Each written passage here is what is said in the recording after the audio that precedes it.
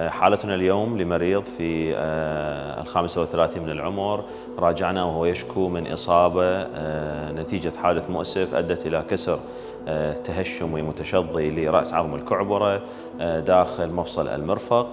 بحمد الله تم إجراء الرقائق الشعاعية وتحضير المريض للتداخل الجراحي. وجدنا حينها وجود تشظي كبير في رأس عظم الكعبرة لأكثر من 3 قطع، والذي يعد تحدي كبير من ناحية تثبيت هكذا أنواع من الكسور في هكذا مفصل حساس. فصار القرار أنه تبديل مفصل أو تبديل رأس عظم الكعبرة بالمفصل رأس المفصل ثنائي الحركة.